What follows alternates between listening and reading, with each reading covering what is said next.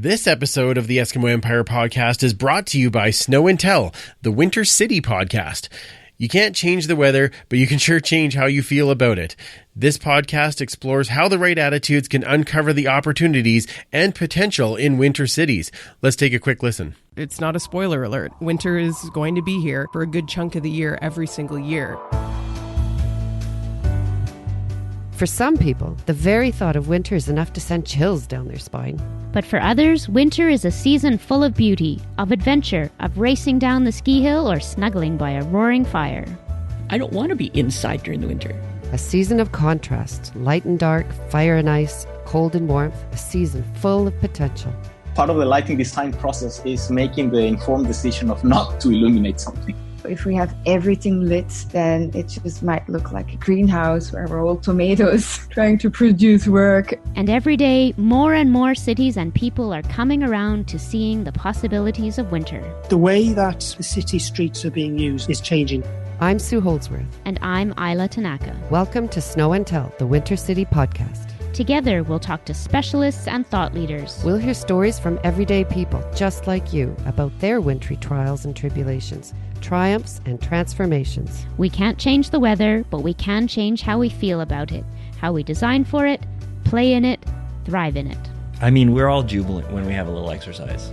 We can hibernate or we can choose to change our thinking and actually plan to make winter a better experience for everyone. There is no such thing as bad weather. It's bad clothing. Join us as we learn how to make our cold cities cool. Find Snow and Tell, the Winter City podcast on your favorite podcast service or online at wintercityedmonton.ca/podcast. I've learned over 70 years how you can get along really well outside in Edmonton, no matter what the season is. You can find Snow and Tell on Apple Podcasts, Spotify, or wherever you listen to podcasts. You can also find it online at wintercityedmonton.ca/podcast. That's wintercityedmonton.ca/podcast. Enjoy the show. Hey, fellas, we ain't gonna ever back down from nobody. I don't care who it is. This is a brotherhood. And if we stand strong together, we can't be denied. If one of us go down, we have another, and another, and another that's ready to fight. So let's hit this field and bang them, bang them, bang them. Somebody, light me up.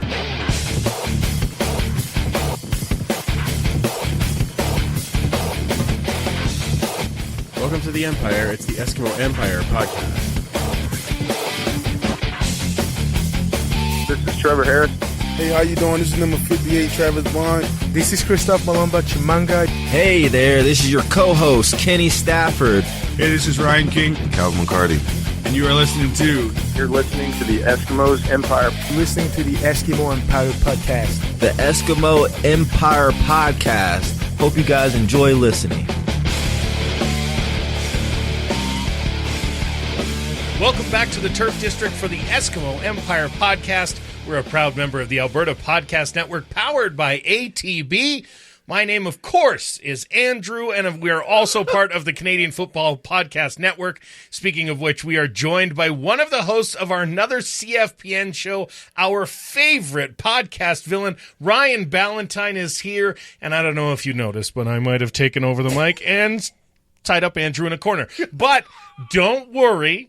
He'll be safe. I will release him shortly once I've talked to you about why you should switch your favorite team from the Eskimo, the Eskimos to the Stampeders. Now it went too far. No, I think we were doing really well. I think we were doing really well. It's a great kickoff. We tied you up in the corner, and somehow you've escaped. I am tricksy like that. And you're tricksy? Yeah, I like saying that because it's really neato. Okay. Yeah, sure.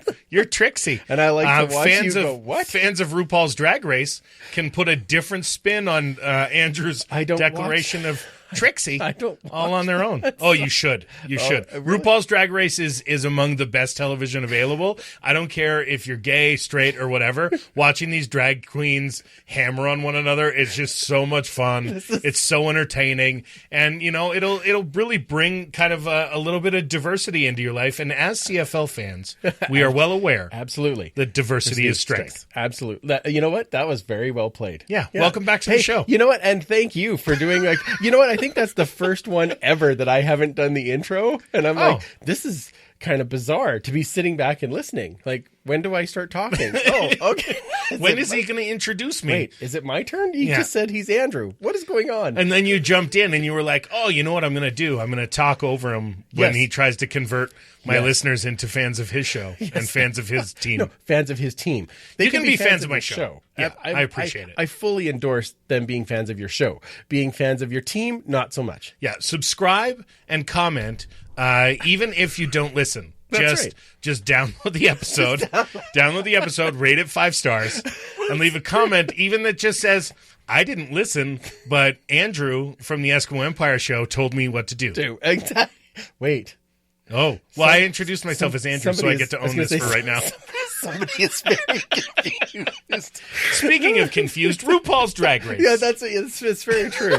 How you been, man? I've been good, man. I've been good. It's really weird coming off a season when you're not the Grey Cup champion. I don't know if you know what that's like, but it's really awkward. Not really, actually, because like 14 times I've never had to worry about it. Like, for example,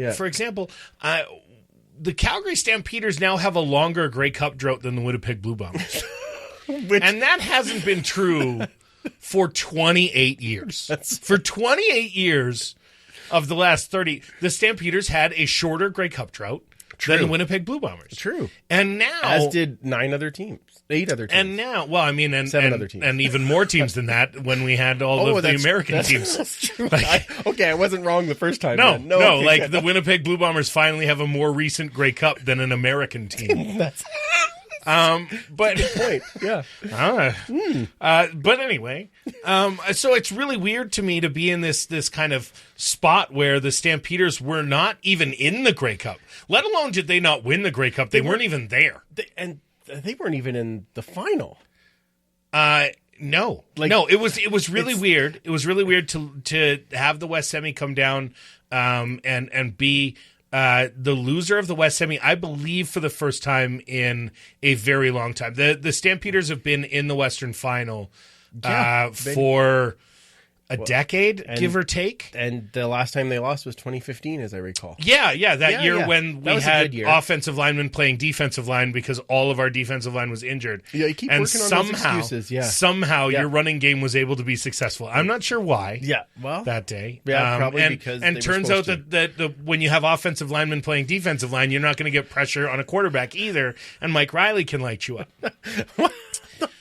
He could. Yeah, well, he did. That was the time when he was able to keep standing. So that was important. Yes. Mike Riley is incredibly tough. Yes. As we have noticed over the years. And really, I mean, it's interesting the pride that Eskimo fans and now Lions fans take in the idea that Mike Riley is so tough. And look at all the hits he takes. Like you're taking some sort of positive from the idea that your quarterback's getting mashed on week after week after week because he just keeps getting back up. Like the success of a good team doesn't test your quarterback's durability. Like no one says, oh, Bo Levi Mitchell's so tough. You want to know why they don't say that? Because he doesn't get hit. They allowed 21 sacks last year, and I think I did the math today because I was in the room at the Stampeders, and they still had the poster up from last year. Oh, of course. And so the stats, I believe, Bo only got sacked in 10 games. He got sacked 10 times. Okay, that's not bad. Yeah. When you're only getting to him once a game, and 3 of those games were zeros. I was going to say, there's got to be some where there was none because... Yeah, there were 3 games in a row where there were none. At least twice. Yeah, there were 3 games in a row where there were none. And so when you see that kind of thing, I mean, you see, there was 21 total sacks against Stampeder quarterbacks last year, and a good portion of those were during when Arbuckle was starting because he doesn't get rid of the ball as fast. Right. But again, the idea that the success of your quarterback quarterback is his durability because he just keeps getting hit because our offensive line can't do their job. It's a really weird point of pride to hold. I laugh about it now. Yes, of course you do. I didn't. Of course you years do. Ago, when you got 7 sacks against the Lions last year, and you were like, "Look at how tough he is." I mean, it's one of those things, right? Of course, keep bouncing up. Yeah, hey man, keep getting up because inevitably we're going to keep knocking you down. Yeah. And so it was, but it was weird being in a spot in my life where not only were the Stamps not in it, they weren't in the West Final. Although I got to say, losing the West semifinal made the Grey Cup easier because the wound had been assuaged. I had time to root for a team because when it came to the next week, well, I could root for the Bombers. I had a rooting interest in the Bombers winning the Grey Cup because it's not Saskatchewan. No, well, yeah, because I'm a petty fire trucker. Is that how done. we do it on this show? Well done. I'm a petty mother fire trucker, and so as a result, I wanted that 1990 chirp to go away. I wanted the 1990 chirp that Rider fans had over Bomber fans to go away because it's not that the Bombers won the cup and that's great for the city of Winnipeg and the franchise. Yes. It's that the Bombers won the cup, which means that Rider fans are angry. And if I can't get a championship for my own team, if I can't get it for myself, what I want is for the Riders to be upset about it. And the Riders can now be upset about back-to-back Grey Cups where Calgary and Winnipeg have gone out and won the cup. And it'll be a third one here coming up this year in Regina when the Stampeders come in and win the cup in Saskatchewan. No, you put the wrong name in there. I'm not sure I did. I've seen your roster. I'm not sure that... I can't wait till we talk about free agency. This is going to be fun. Well, we will talk about free agency for sure because all of a sudden the Stampeders, like the CFL jigged the rules in favor of Calgary. Let's not pretend they didn't. But the idea that the Eskimos were winners in free agency is crazy. Not this time around. Well, last year they were. Yeah, sure they were. Yeah, they lost Mike Riley this year. Well, but they still won somehow. But they didn't win. They signed a lot this of season. Last season. Well, yeah, but I mean, yeah, like Trevor got hurt. Yeah, that sure. Kind of made it a little more difficult. So what? Yeah. So what? The Stampeders lost their quarterback for 7 games, and all of a sudden they were still one game out of first place. And they didn't even get out of the semi. At least our team got out of the semi. East semi. Well, but we got out of the semi. East semi. We did get out of the the semi. East semi is the real semi against of the CFL boner range. Like it's the barely alive, like thinking about playoffs semi. Hang on a second though. How many times did Calgary beat Montreal last year? Oh, right. I mean, probably 0. We don't beat Montreal. Which is fine. Yeah. But, our team goes and has a good time in Montreal and still places within a game of first place. Yeah, and lost at home to Montreal. Yeah, that happens. I mean, well, let's not talk about that game because I knew it. I want to let's not talk about how angry I was that day. I'm well aware. Because somehow, 3 minutes after the fact, they finally run down the line and go, yeah, Vernon Adams is in. Never mind the fact that no definitive camera angle was ever showing Vernon Adams close to the goal line. But somehow, days later, they come out and award him a touchdown. But let's not talk about that. No. Let's not talk about the idea that Reggie Bagleton had the ball in his arms in the end zone with both feet on the ground, and they still somehow called it with not a catch in that game. Happened. It's okay. I don't expect you to remember because you're not nearly as bitter as I am. You mean you're not as petty as I am? You're not as bitter as I am? Mother fire trucker? Yeah. You're not a... Well, no, you can be a petty mother fire trucker. I get it. Like the glee that you get in reminding me that my team didn't make the West Final last year. That's great. Your team didn't make the West playoffs. They made the playoffs. They made the semis, which the Eastern semifinal is the also ran of the West Division. It's everybody going. It's everybody but let's not pretend there's good teams in the East. We can couch this language all we want, but at the end of the day, 2 bad teams. There's out of 4, and 3 teams make the playoffs. So really, if you're a bad Western team, you're good enough to make the East playoffs, and that's what the Eskimos were last year. They were a bad Western team. Oh my.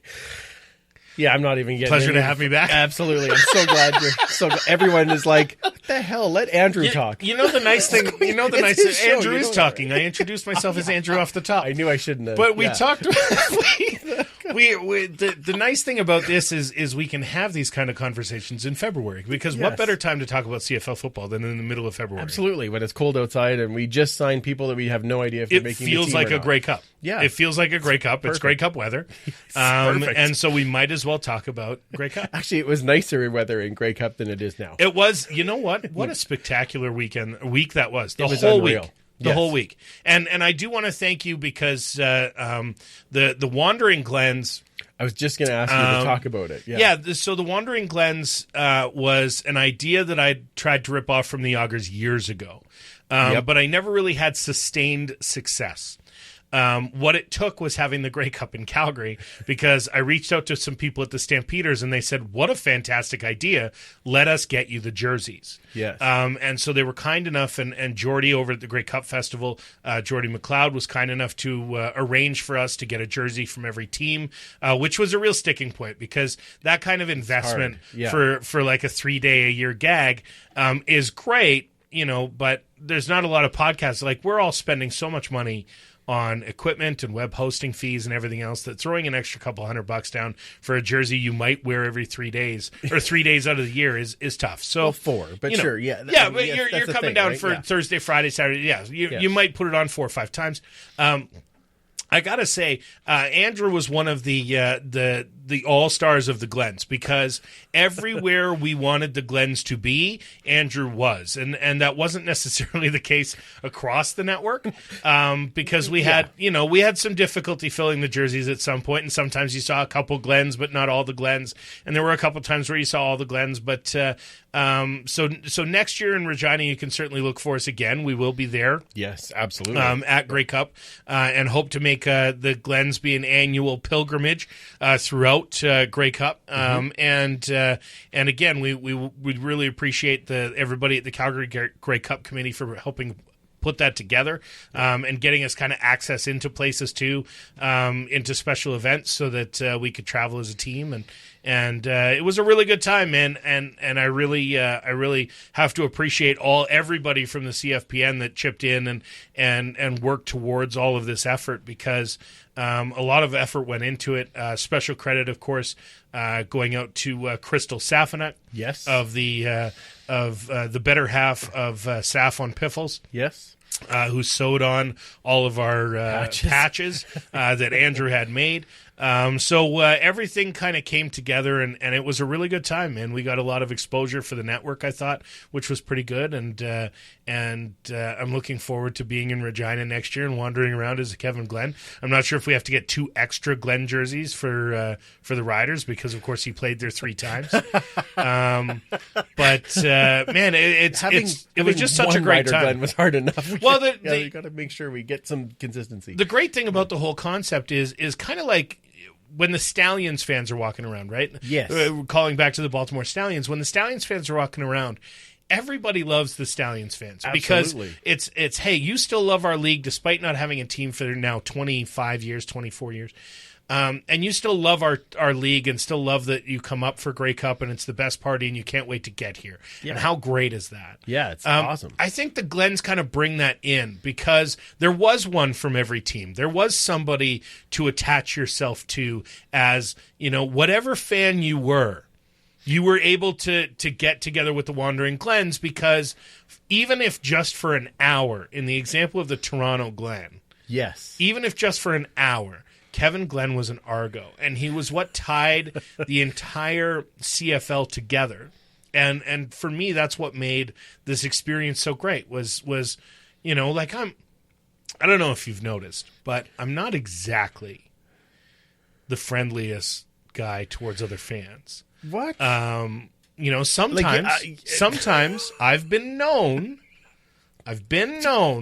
to talk negatively about another team. Now, it happens rarely.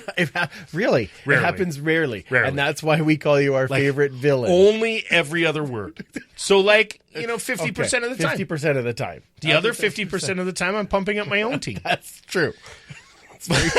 I'm glad that you admit that. But whenever we were together as a group, and even when I was just wandering around by myself with the jersey on, people were excited to talk to us. People were excited to be a part of that kind of magic of what brought the CFL together. And I think, it made Grey Cup a lot of fun for me. And someone actually said to me, this Grey Cup belongs to the Wandering Glens, because everyone I'm seeing is talking about you guys. Everyone I'm seeing is wondering where you guys are going to be and everything else. And for somebody to kind of come back to me and say that, and again, I fully admit I ripped the idea off from the Traveling Yoggers. Yeah. And with their blessing. I was going to say, they endorsed it. Yes, they endorsed it. Awesome. They blessed the idea. They said, of course, how great is it that you're doing this for football, what we're able to do for hockey. Yeah. But again, that kind of... it brought joy to people just a little bit. And anytime you can bring joy into someone's life, I think it's a great time. And as much as I talk your team on here, and I do ceaselessly, I do so, I think, with the blessing of the hosts. Yes. And with the idea that it is in camaraderie. Absolutely. It's within kind of I don't want to say a brotherhood, because that excludes our female listeners out there, but within that kind of that feeling of family. Yes. And I talk all my family. That's what I do. We get together, we crack on one another. It's funny. Everybody has a good time. There's no hard feelings.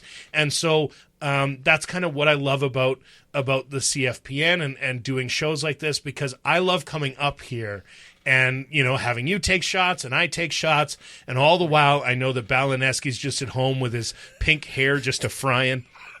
Actually, it's all gone now. Well, it's gone now. It's gone now. True, But I imagine him scrolling back through old episodes, up on the clock tower. There's Ryan Ballantine. There's Ryan Ballantine. But I love the idea that we can kind of to hack on each other a little bit and have a little bit of fun with it, because it's more fun, and it brings joy, even if you hate what I'm saying.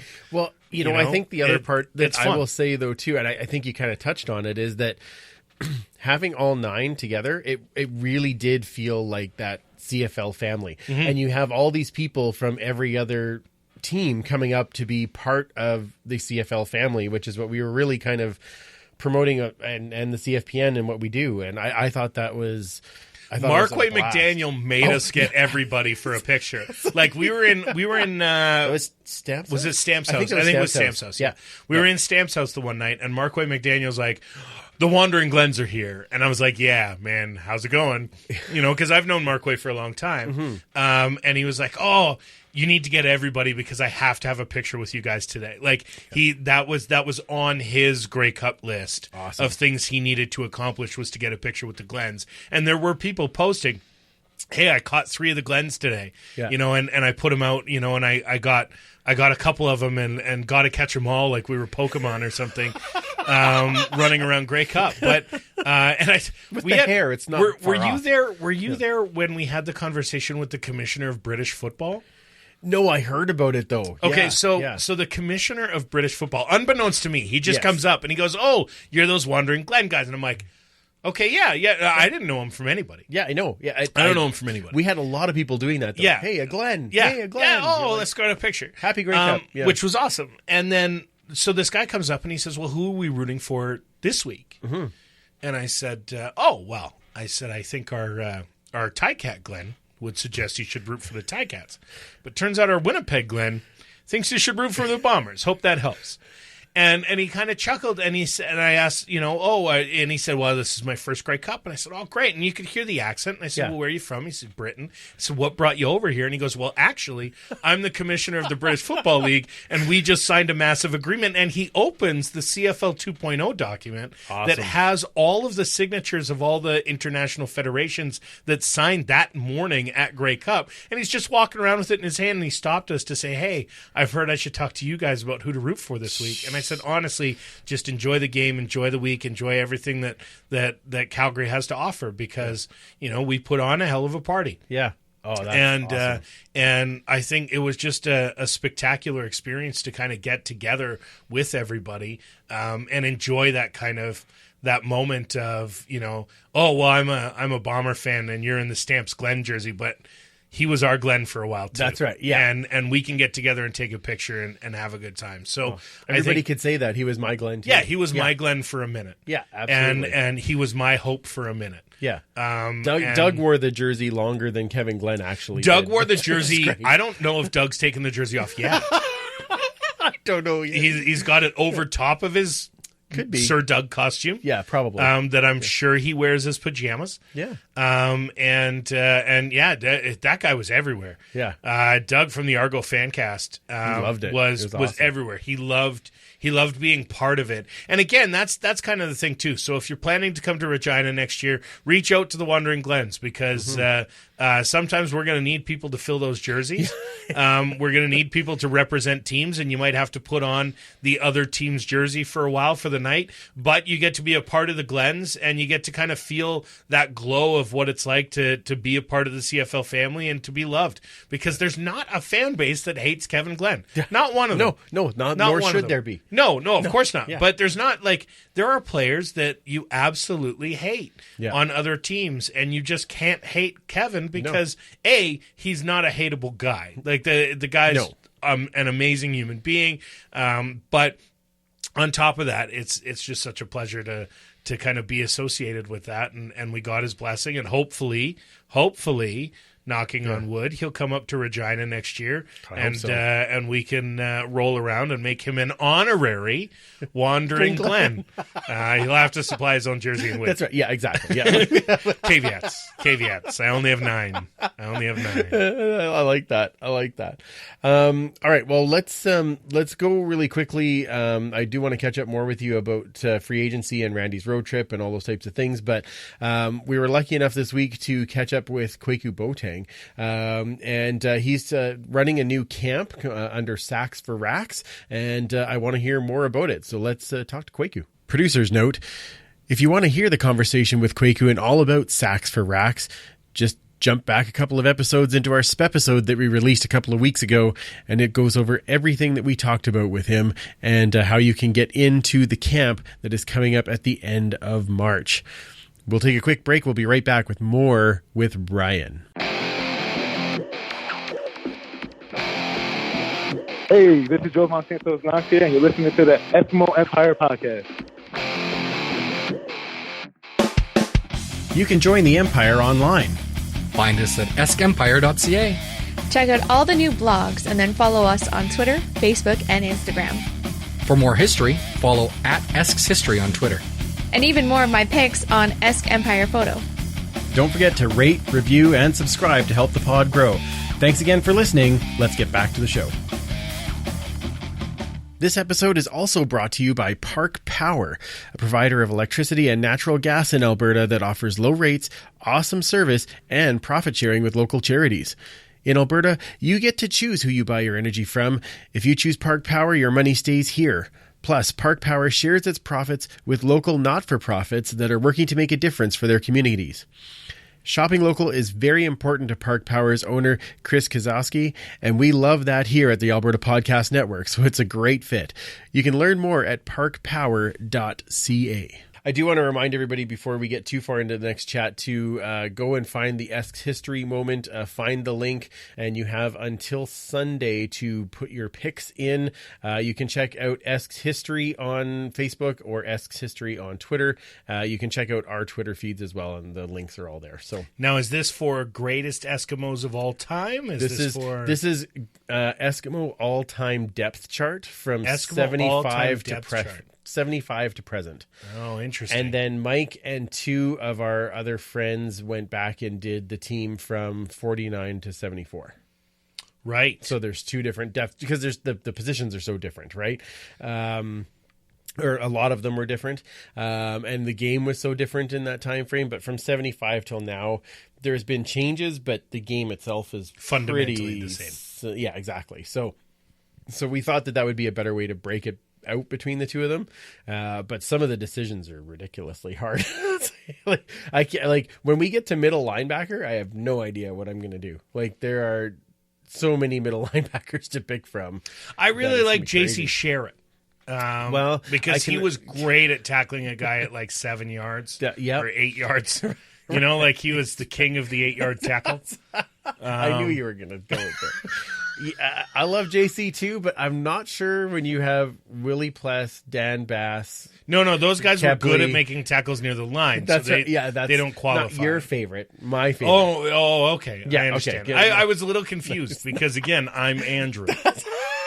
That joke's never going to get old for you. No, I really enjoy it. We can ride this one all the way to the end of the show. Perfect. I'm glad to hear it. Let's talk a little free agency because your team actually participated. Which was bizarre. It's interesting. I mentioned it earlier. I really do think that no team is going to benefit from the advanced free agency period that we had this year. You mean pre-agency? No, I mean legal tampering. That's what I like to call it because that's ridiculous. Or as we call it, the Hervey window. I like pre-agency. Yeah, you know what? Actually, if it's the Hervey window, that would still happen before it was allowed to happen. The week before pre-agency. But anyway, yes. Yeah. Your pregnancy period is that? Oh no, there's an A in there. There is, yes.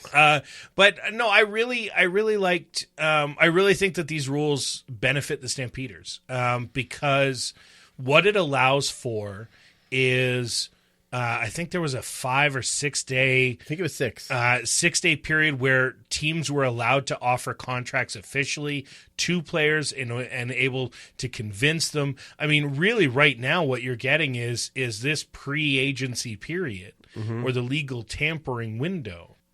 It replaces the first week of free agency, but nobody's allowed to officially sign. Right. And so what that does is it allows players to come back and say, well, yeah, I know you offered me this, but the other guy offered me that. And it's not the rush that we see when free agency actually hits. Right. Because when free agency actually hits, there have been, and I've talked to guys about this, there's that panic that sets in that if I don't sign right now, there's not going to be money left for me tomorrow. Right. And so what this allows for, and the Stampeders often lost out on that, because what happens in Calgary more often than not is guys sign a little bit below what they could get elsewhere. They're not going to become, John Hufnagel has long said, if you're on the Stampeders, you are not the highest paid player at your position, right. Period. Yes. That you will not be the highest paid player at your position. Right. Now there have been guys that I think that he would change that rule for, but most of them have stuck in the NFL. I think if Pierre Lavertu had come back, I think he would have been, not Pierre Lavertu. If Brett Jones had come back from the NFL, I think he would have been the highest paid offensive lineman in the league. Alex and the Singleton, Stampeders had a massive war chest waiting for him. Alex Singleton is likely the same. He would have been the highest paid linebacker in the league, and I'm sure he would have seen and Calgary would have opened the war chest. Yeah. But those players aside, what Huff says is you're not going to be the highest paid guy at your position. Yep. But the benefits of Calgary and allowing players to reach out to other players, allowing coaches to reach out to other players, allows them to have those conversations and say, look, this is why you want to come here. Let me tell you why Calgary and why not somewhere else. Right. And why making a little bit more money isn't necessarily better for you from a career standpoint. And what we've seen from Calgary a lot in the last couple years, in the last 12 years since Huff took over, is guys that are super successful in Calgary, and then all of a sudden they go somewhere else for a big check, right, and can't duplicate that number.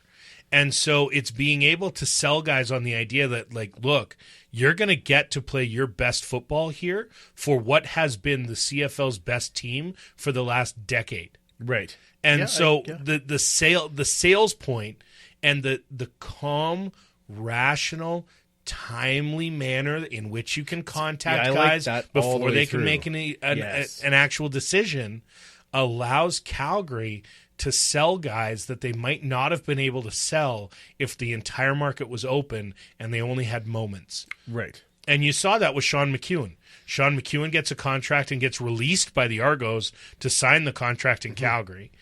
So obviously he's getting paid. Yes. There's no question Yeah. McEwen's getting paid. But then on day one of free agency, the Stamps go out and they signed Dakota Prukop. They signed Montel Cozart, who was in Calgary before, but they re-signed Montel Cozart. They signed Brandon Dozier. They signed Richard Leonard. They signed Ronnie Pfeffer. All of these guys that they had offered contracts to during the window. Right. Now, in talking to a couple other players, what they were saying is GMs were hesitant to offer a contract, and Calgary was really the only one that was out there saying, yes, we will register a contract. It will go to the league. It will go to every other team because we are committing to you that we feel you're worth this number. Right. And a lot of GMs, from what I've heard from players, were making calls, but they wouldn't put a firm number on things. They would say, well, this is the ballpark we're thinking, and once free agency hits, we're going to see where everybody else signed, and we're going to make you an offer at that time, but we don't want the other teams to know how much we think you're worth. Right. Calgary went the exact opposite way. They were like, here, register the contract. We don't care. Right. Sean McEwen was the only one that news became public about, but every single one of the guys the Stamps signed on day one all had contract offers registered with the league. Every single one of them. They were all made offers before the end of the pre-agency period. Well done. They were all made offers during that window, and Huff, Huff took full advantage of the idea that he could talk to guys in a timely way and say, hey, sleep on it. Yeah. Here's your contract on Wednesday. Talk to me on Thursday. Talk to your family on Thursday. Hey, you know what? I'm going to get Joshua Bell to give you a call in the morning. Right. You know, you think about the number overnight. Here's our offer. I'm going to have our coach call you tomorrow, and then we can think about it. Maybe on Friday. Then we can or something, then on Friday, what we'll do, like we're registering the contract offer right now, and on Friday, make a decision then. Right. See if anybody else reaches out to you. See if there's another number, but don't take another offer unless you come back to me and talk to me first. Right. Right? All of that is allowed to happen at a speed that really benefits a team like the Stamps, who pay guys less. Yeah, well, I think it also benefits the player, though. Like, they don't feel like they're rushed into any decision, right? Yeah. Like, you think back a few years where the big guys are getting paid. I mean, Ed Hervey's signing contracts 1 minute after free agency opens. Like, yeah, obviously that was tampering. Yeah, you think? But I do think, though, that the players getting that opportunity to be able to say, okay, I'm actually going to sleep. I want to talk about it with my wife. I want to have that conversation beforehand. And then, yeah, I think this actually works, whether that's getting paid less or getting paid the same or whatever it is. If there's enough benefits there, then like you see a lot of guys, like I look at McEwen, like another advantage to him was that he played and he was coming home. Dino, right? He was coming home, yeah. And same thing with a bunch of the guys that went to Toronto. They're going home. Arjun Colhoun, Nataya J, like they're going back going back home to where they're comfortable. So them getting that opportunity to kind of have that time to think about it, I think that actually helps. And not being afraid that there's not going to be the check. Correct. Because right now, where is Darrell Walker? Yeah. And where's he going to even end up? Because I don't think that there's a team out there that can afford to pay him what he wants to get paid. No, I don't think And I think he waited too long. Yeah. I think he was expecting somebody to come down with $285 to $300 for him. Right. And every team came back and went, are you crazy? All of our minimum salaries have gone up. Everything went up, yeah. And the minimum salaries jumped by $10,000 a piece. And most clubs have half the team on those kind of contracts. Well, Brock said right out, he said that just moving the floor up cost them somewhere in the realm of $136,000. Yeah. And then the salary cap only went up by $50,000. So he's like, there's $86,000 that's gone that we can't. That we didn't, we don't give. have. Yeah, anymore. We can't give to anybody. Yeah. So that's, I think that made a big difference. Now, I know you're going to say that I already know that the Stamps are the big, to you, they're a winner. I think they're a winner. Are they the best team in free agency? Probably not. So which other team impressed you? I think they had the least amount of holes to fill. True. Yeah. So, look at what Toronto did. I mean, they went out and signed 20 guys, something like that. An entire new team. Like they signed they signed an entire new team. Yes. Because they needed one. Yes, let's be real. Edmonton, as much as I like to, shit on them on this show. Yeah. Edmonton wasn't that far out of the playoffs here. Right. A win or two, Trevor doesn't get hurt, they're right in the mix. Yes. Right? So does Edmonton need to go out and blow the doors off on day one of free agency and bring everybody in? No, they don't, because they've got a lot of good pieces. Right. Toronto had no pieces. Right. And so what they did is they went out really and signed all the pieces. Yeah. I think they brought in, 4 new receivers on day one? Easily. Something like that? Nate was, I think, just before, and then Tavares Daniels, Juwan Breskison, and... DeVere Posey? Posey's gone somewhere else. Yeah, Posey ended up in Hamilton. Yeah. And Hamilton too. I don't understand. Hamilton's got the best shot, the best non-Calgary shot at an 18-0 season that I've seen in a long time. But I think when you Hamilton also blew the doors off. Yeah. Which is weird to me. Well, they had more guys that went to the NFL and a few guys that went for their payday, right? Yeah. And so they had to fill some holes. But I weren't think they actually just got better. I think they're a better team than they were before free agency, and they were a good team before free agency. They were a great team, in fact. Yeah. They weren't able to stop the Bombers, with MVP McJuice and the caveman quarterback. Oh my. Look, let's not pretend like we don't know Andrew Harris Juice. No, and I mean, you know what? He can tell me over and over again to shine up those comments and stick them where it doesn't. Right. But I don't care. You still juiced. Yeah. You can't. You're never going to get away from that. Right. And your entire legacy, in my mind, is tarnished because you got caught. I know there are other guys who juice. Sure. Of course there are. Sure. And there are likely, although I have zero evidence to suggest, but statistically it's likely that some guys in my locker room are juiced. Right. I don't want that. Yeah. I don't like that. If they got caught, I would be as equally less forgiving. You know what I mean? Yeah. Like there was a player on our team that got busted a couple years ago. I know what he got busted for. I'm a little more forgiving on what he got busted for, considering it's not necessarily a performance enhancer. Oh, okay. And so, when that kind of thing happens, I'm disappointed because you are given the God-given opportunity and talent to play this game at the highest level.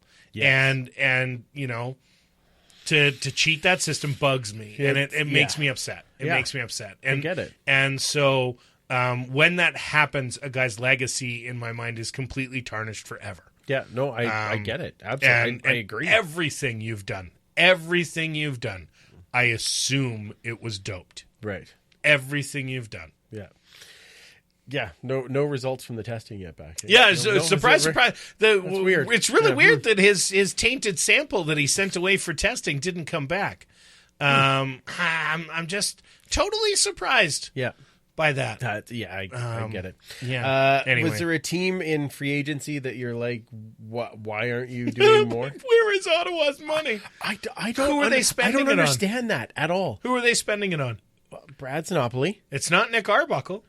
I don't think so. Because Arbuckle, I believe, only signed for 0.8 Fajardos. 0.8 Fajardos. That's not my joke. That belongs 100% to the boys over at Piffles. That was outstanding. Because they said that at some point somebody was saying that Nick wanted Arbuckle money, or Arbuckle wanted Fajardo money. Yeah. And somebody, I believe it was Greg on Sports on Twitter, suggested that all future contracts would be measured in Fajardos. So did a guy get 0.8 Fajardos? Did he get 0.7 Fajardos? Did he get 1.2 Fajardos? All relative to Cody Fajardo's contract. Right. Ottawa didn't get any better, and they were bad already. I mean, they got better at quarterback, but that's it. Because Arbuckle's a good quarterback. Arbuckle's a good quarterback. I thought they got reasonably better on the defensive line. When you look at Cleon Lang going in, I mean, he is a good defensive tackle up the middle. I thought they did okay. But are they going to win more games because of Cleon Lang? I don't know what they're going to do. Did they sign anybody that shows that they'll even keep up with the Argos? Not at this particular moment, I wouldn't say, unless they have other guys that are like scouting system guys that are coming up. Like I get that their quarterback play was brutal last year, of course, and that Arbuckle will make a difference for them in a quarterback play, right? Possible, like Brad Sinopoli was a forgotten man in the offense last year, which is crazy given his paycheck. Yes, and Arbuckle will find Sinopoli. Right. Don't. Oh yeah, no. Don't think anything else. And I think I was really surprised that that's the way that went down. I think Ottawa was the clear loser in a lot of opportunity. I mean, if you're a Toronto area guy, the difference between Hamilton and Toronto is 1 hour car ride. Yeah. Like if you're so Hamilton getting they could have got guys that Toronto got. Ottawa's only 4 hours away. It's not to the point where you can't go there to Ottawa for your quote-unquote weekend, Right. your Monday, Tuesday off, or, hey, we flew back in late Saturday, we don't have to be at practice until Tuesday, so I'm going to go home for a couple of days. Yes. All of that's possible in that window. So the idea that Ottawa wasn't able to secure any of these guys, it really makes you wonder what Marcel's doing out there and where he spent his money. Because he said... he said all my money's spent. That was the part that blew my mind. On who? On who? Their all-Canadian offensive line. On who?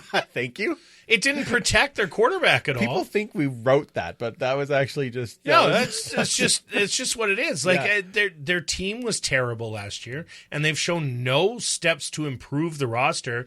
And, I mean, hopefully for them, they go out and they find somebody in kind of scouting and bring guys up. The diamond in the rough that Paul LaPolice can find a way to use, right? Yeah. Like that's the next thing. That's got to be the hope. Yeah, that's got to be the hope. Yeah. But I mean, even LaPolice built his offense around a strong running game. They don't have a running back really. Not really. No, because they brought in because they have Galanders and they have Crockett. And he. As long as he can stay healthy, I think he's actually a very good running back. But is he a game-changing back?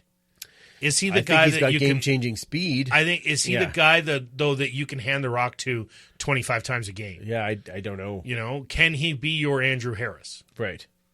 No, he can't. Well, and maybe, but they might do it in tandem, like where two guys are doing. Even still, I don't see the talent in Ottawa to compete. Oh, Anthony Coombs, that was who they signed to be. Right. Yeah. On who? Is that what you want to say? Anthony Coombs, I guess. I guess. But I get, I just, I didn't see anybody that went to Ottawa that would make a real difference. I know that Calgary came out and Calgary filled their holes. They had 3 DBs leave to the NFL. Yep. And so they went out and found 2 new ones, and they expect one of the guys still in camp to be able to step up and take that third spot. Right. They needed, Rob Maver retires. They went out and got the guy that, but for one game where he had like an 8-punt, 27-yard average or something in one game. Outside of that, Pfeffer was kicking the ball as long as John Ryan, and he was keeping it out of the end zone. Right. So, you take that one bad day out of the equation, and his stats bear out as one of the best punters in the CFL. He wasn't hitting rouges, and he was kicking the ball 47, 48 yards. Right. That would, that's what you want in a punter. Will he be able to kick the directional punts that Calgary needs? Maybe, maybe not. I don't know. And that's to be seen. I don't know anybody could do it as well as Maver did, though. I mean, Maver was one of the best directional punters that I think that the CFL's ever seen. Yeah, I would agree. I think his ability to get it outside the numbers with consistency was an incredible cog and weapon within the Stampeders machine. So So, I mean, Pfeffer's got to work on his directional kicking if that is needed. I mean, again, he's been on Toronto, so Toronto last year wasn't getting close enough to needing directional kicking because really they weren't crossing their own 35. So they were, you know, he was able to pound the ball downfield and not worry about rouges and stuff. So we'll see what he's able to do, but he is also able to kick field goals as well. Something that, you know, Rene Paredes has, you know, occasionally been on the limp a little bit, but struggled through kicks and stuff to stay, you know, to stay on the field, and knowing that Pfeffer can also kick is good too. And as I said on Twitter the day that they signed him, there is no truth to the rumor I started. The PL Caron, the long snapper, has to now be referred to as Haas. Yeah. Haas and Pfeffer. It took me a second, but thank you. But being a Yosemite Sam fan, I was gonna figure it out sooner or later. Yeah. It makes me happy. It makes me happy. Ooh, I'm gonna Haas and Pfeffer. Although now you really want that to happen. Oh, I totally do. Yeah. I want PL Caron to absolutely be referred to as Haas. I'm saying it on every podcast I'm on. Excellent. And everywhere I'm going, when I talk about the Stamp signing Ronnie Pfeffer, I start referring to PL Caron as Haas so that Haas and Pfeffer becomes a thing. I'm doing it 100% intentionally because I think it's hilarious. Yes, it makes me giggle so hard. Me too. To the idea of Haas and Pfeffer. Outstanding. Outstanding. Okay, I want to get to one more thing before we wrap up for tonight. Randy's Roadshow.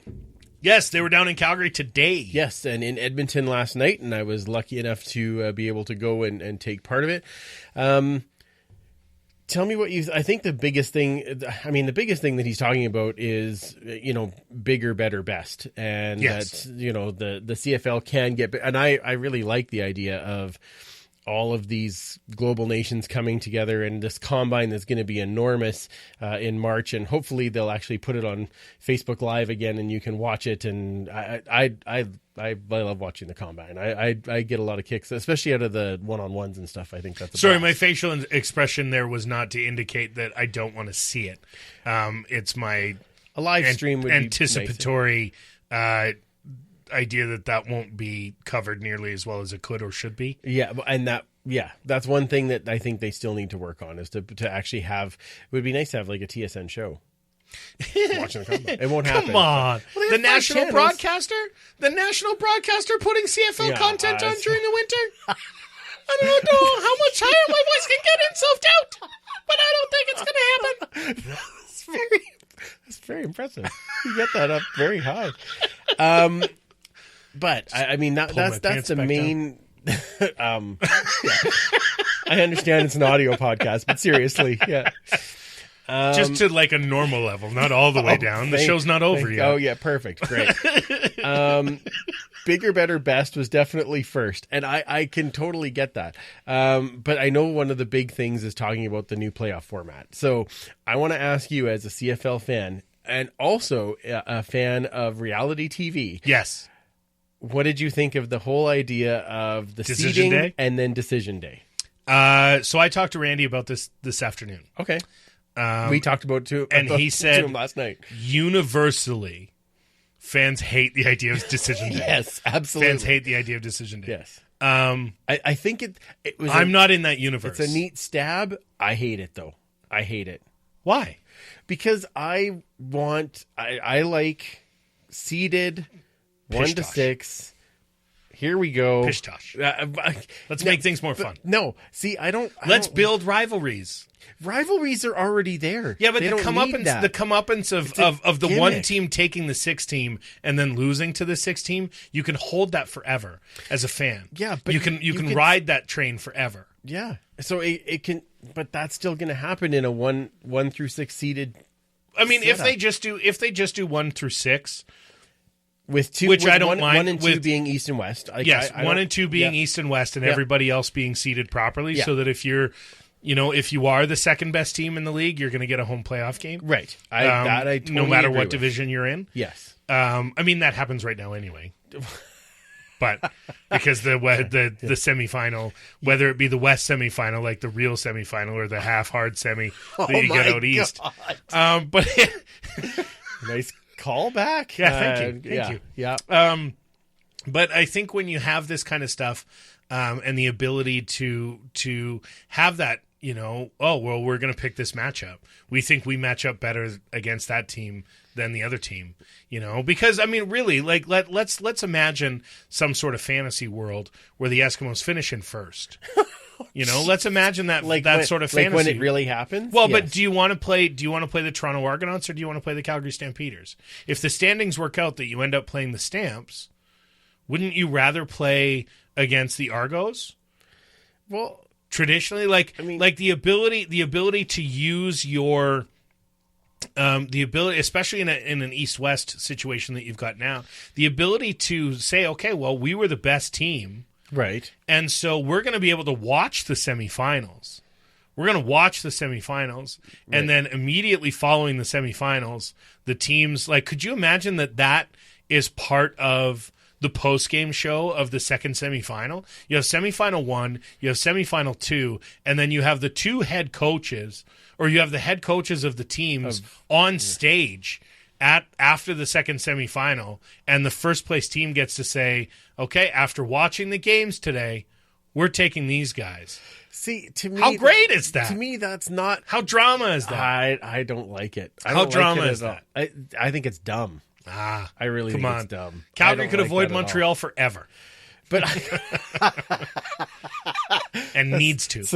That's a good point. But I would, I just like, I really love the idea of just seeding. I really like that. Yeah, of course. It's the other traditional viewpoint. The other stuff to me is just to me, the reality TV is the game. I don't need the decision and all that on top of it.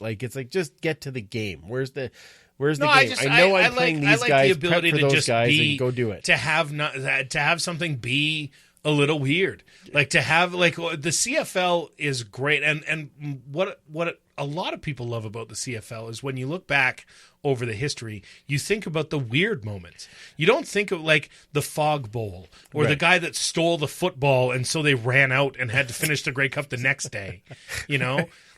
Stuff like that where you can think about. That's what makes the CFL great to me is the weirdness of the CFL, the ability to be weird. But it's the weirdness that happens organically, not the stuff that's set up. Yeah, that's the part I don't like. I mean, I don't like the setup. As a Stamps fan, we're always going to be the team picking, so I think that's why I'm okay with it. Yeah. So this year, because we're not going to be the team that's picked. So this year, Hamilton would have been picking. Yeah, Hamilton would have been picking. Right. Yeah. So if it was done the exact same way, I mean, shit, let the first place team set up every playoff bracket. If you're first place, you get to choose the entire first round. You get to put the entire first round together. You can pick any of the remaining 5 teams, and you can give one of those teams a bye. Second place team gets a bye, but they don't get to choose. Right. And the first place team, you don't get to choose who you get to play, but you do get to make the matchups for the other 2 teams. I can see how you loved being on Big Brother. And you could just say, you know what, as the best team in the league, we've decided that 5 and 6 are going to play, and 3 and 4 are going to play. I mean, that's what happens now anyway. Yeah, that's what happens now anyway. 3 plays 4, 5 plays 6. Because the East, the 3 plays 4 in the West semi now. But then you could also pick 3 plays 5. Right, you could. And 4 plays 6. Why not? Yeah. Why not? Why not have something so that there's right now the baseball All-Star game decides who the home team is in the World Series. Right. Right now, the I don't know, the NBA doesn't really have anything. The NHL doesn't have anything. But why not have just something crazy, something goofy? But I think there should be a drive to want to finish higher in the standings, and I think if it comes down to make that thing. But that's what I'm saying. But if it comes down and you're going to be somewhere between 3 to 6, where's the drive to finish third? If everything's going to be picked for you.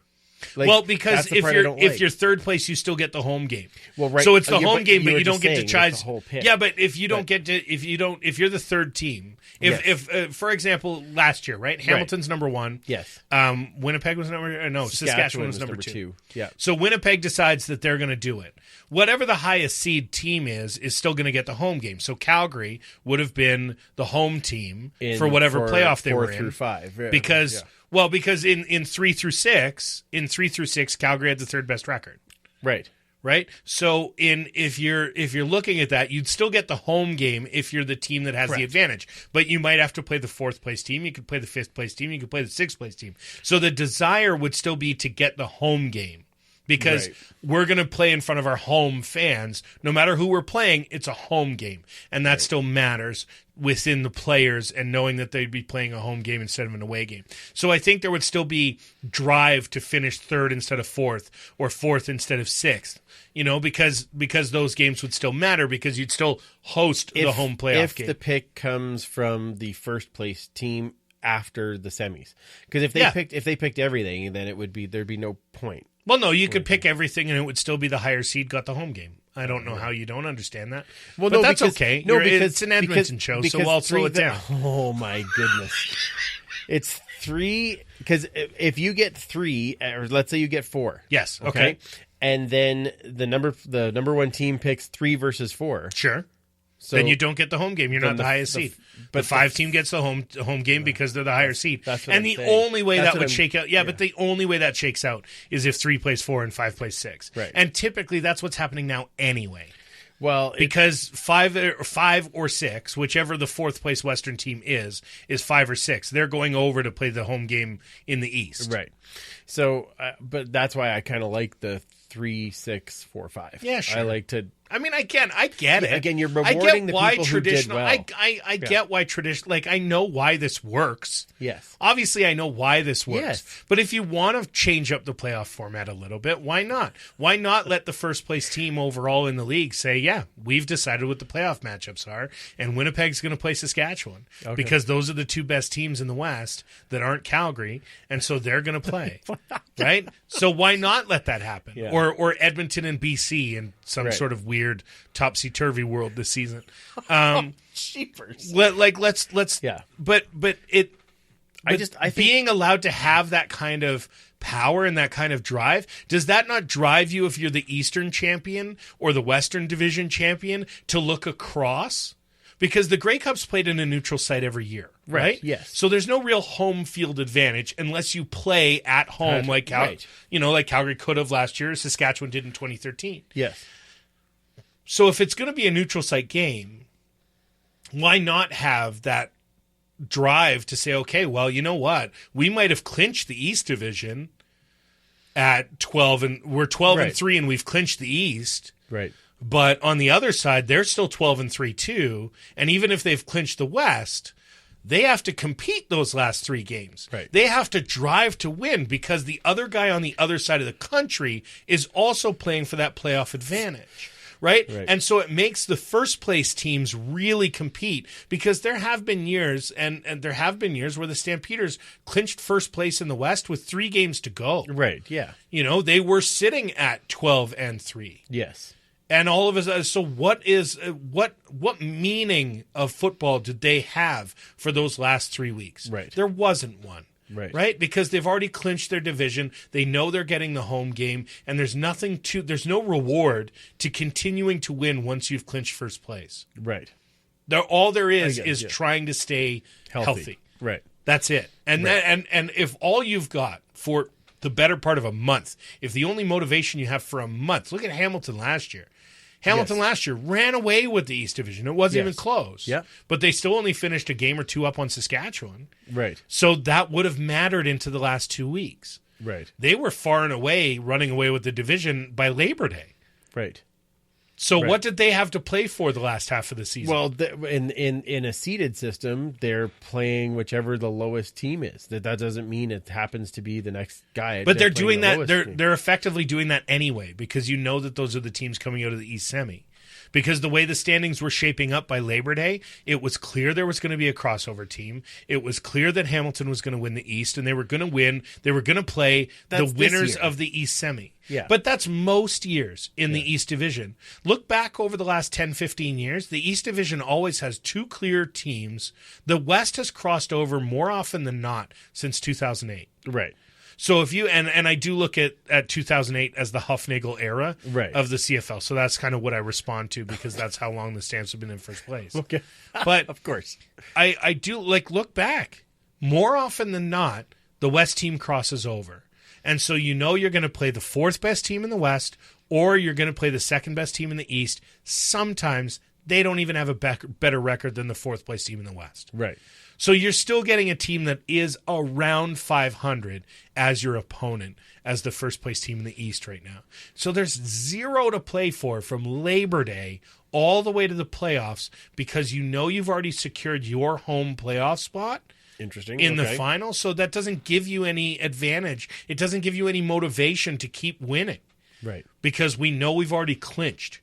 Right. And so what this does and what that system would do was it would take away that clinch. It would take away the malaise that sets in on a first place team that's so dominant that no other team can catch them with a month left in the season. Then they have something else to play for. They have to play against the other team on the other side.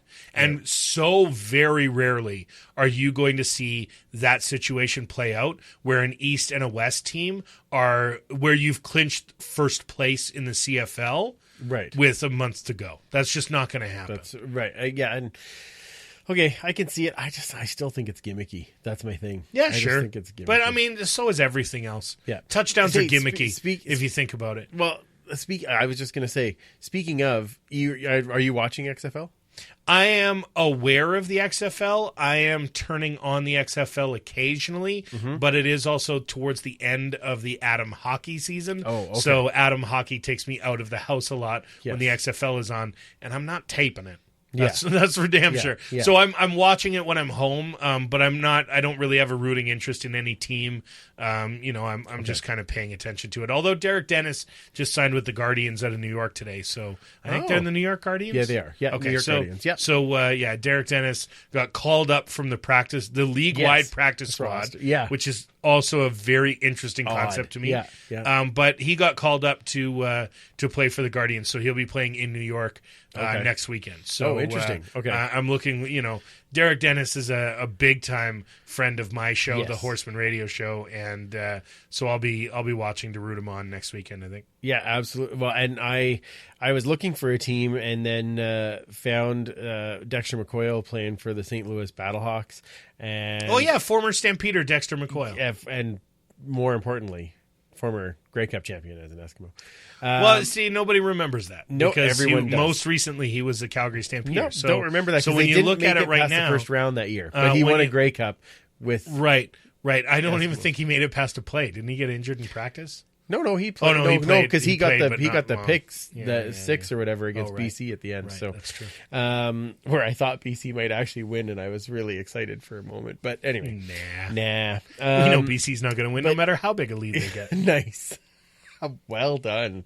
Brian's going to hate you even more. I think Brian hates me in a way that you hate your younger brother. No, well, I'm younger than him, but I've been around longer. Oh, here we go. Okay. I'm just going to leave it there. Yeah.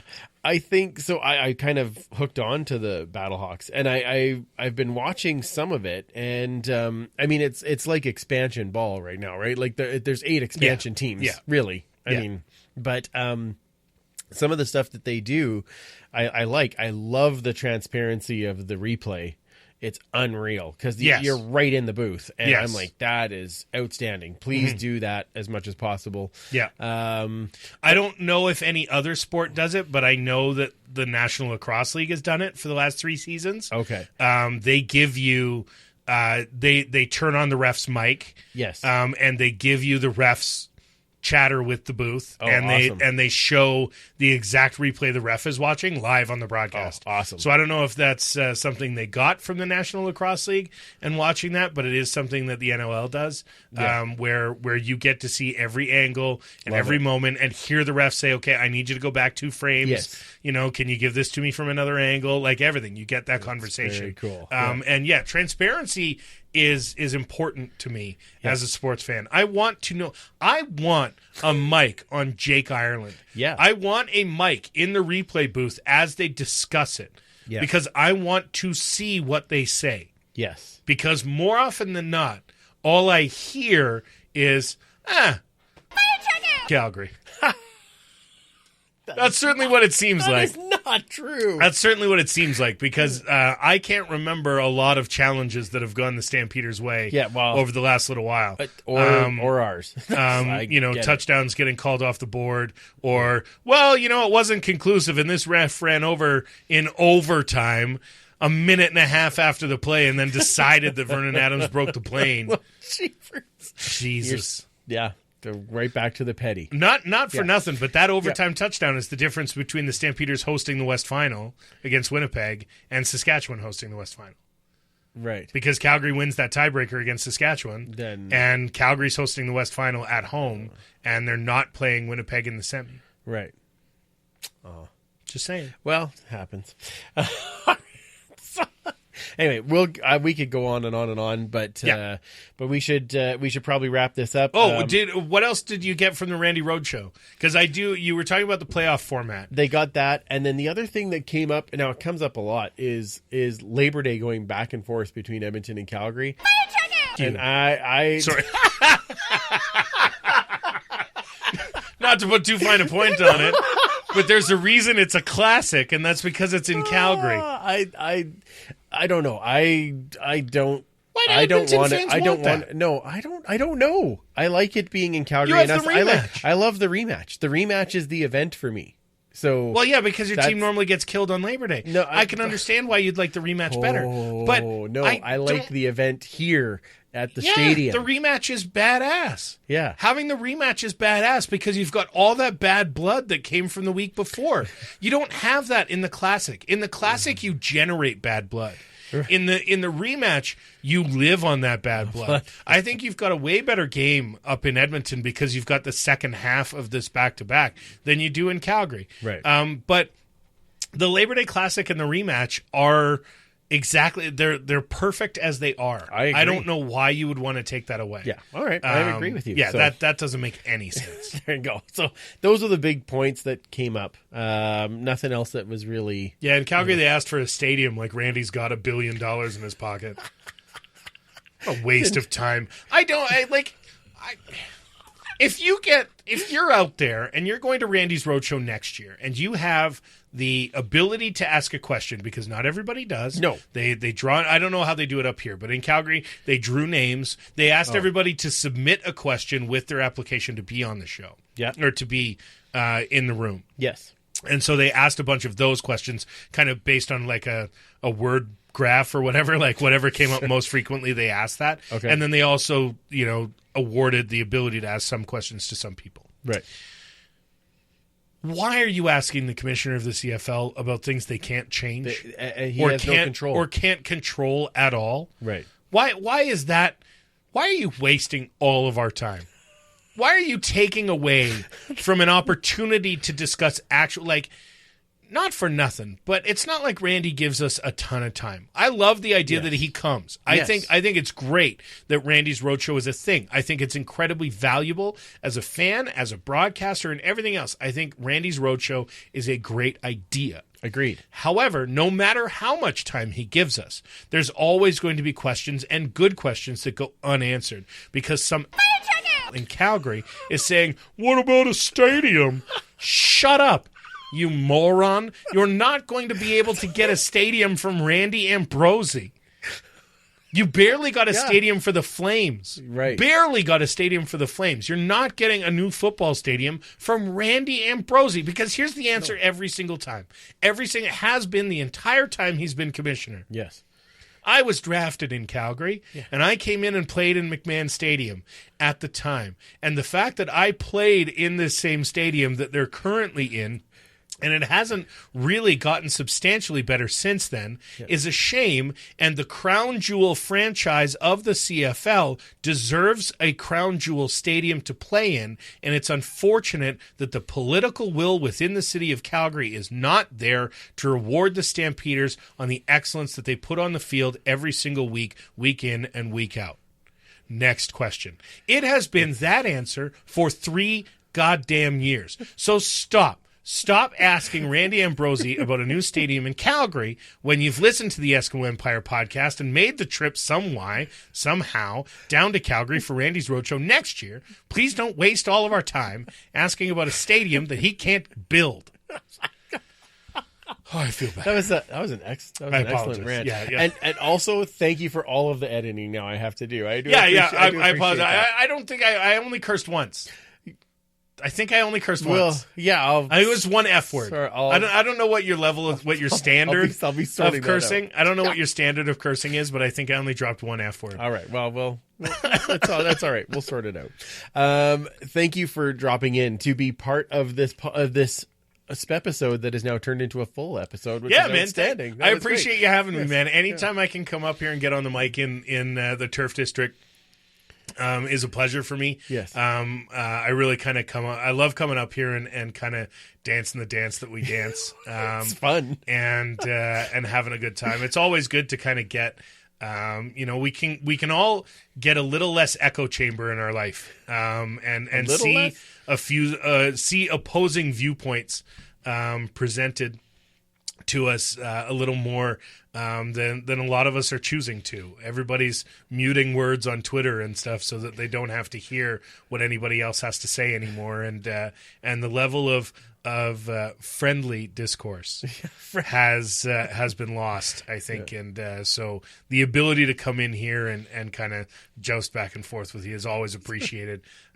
Because really, this is what the CFL's about. It's about family, and even though sometimes you hate your family, you still love your family. And so coming on here and being able to spread a little bit of love for the Stampeders and some respectful chatter with Kwaku Boateng. I feel like I behaved. You did fairly well. I feel like I behaved. Yes. So man, it's always a pleasure to come up here, and thank you so much for having me. Absolutely. Where does everybody find your show? You can find us on at Horsemen Radio. Everywhere you can get podcasts, you can look for Horsemen Radio. Twitter is at CFL_Horsemen is where you can find all of our socials on both Instagram and Twitter. Myself, you'll find me at BBCANRyan on all your platforms. The new season of Big Brother is gearing up, so if you watched Big Brother before and want to keep chattering about Big Brother, I'll be on the Dick at Night podcast, which you can find on the Evil Dick Network. And, of course, if you're also looking, you can find me on the Mansplaining Show on the FU Network, which is the Ed the Sock podcast network, where I do a show. I'm a semi-regular guest on the Mansplaining Show, where we talk about issues facing men today, and talk about all kinds of different topics, including the last show I was on where we talked about whether or not to live in fear of an accusation of kind of a Me Too accusation being a false one against you, and how whether or not that's kind of been internalized into your life. So there's a lot of different spots you can find me. It's easy enough, though. Just follow me at BBCANRyan on Twitter, and all the links will be there, including one for our TV co-show, the Beard Brothers Podcast, with Ryan Ballantine and Andrew Miller, where we discuss all of the reality show goings-on in the world of reality TV, as well as sports and everything else that's going on. A lot of NBA talk on there as well. So, if you're looking, that's just a double check. That's the Horseman Radio Podcast, the Mansplaining Podcast, the Evil Dick Big Brother Recap Podcast, the... Just pretty much Google me, you'll find me. That is the longest plugs that we have ever had on this show. Yeah, but see, here's the thing. Ever. I have plugs. You do. I'm not like, it's somebody that's coming on and saying, oh, yeah, I'm also on Twitter.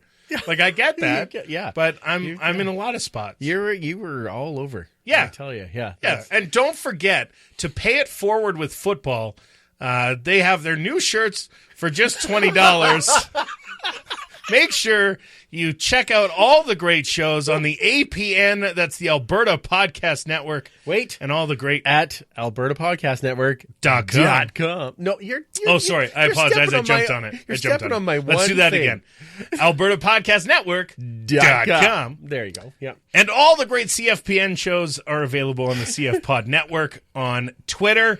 You can find us on all of our social channels, and that is at Esk Empire Pod. Ooh, not bad. Yeah, that's right. I can do that. EskEmpire.ca, of course, live show coming up on May 9th in the afternoon. More details to come out on that as well. Fill out your ballots for the all-time depth chart. We will be back next week with a returning guest and a full Esk's News segment.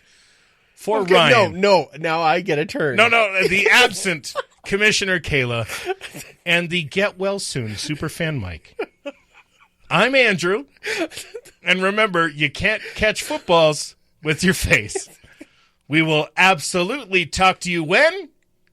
Next week. Thanks for listening to everybody. We'll talk to you again soon. Thanks, everybody. Thanks for listening. Find more great shows like this at CF Pod Network on Twitter.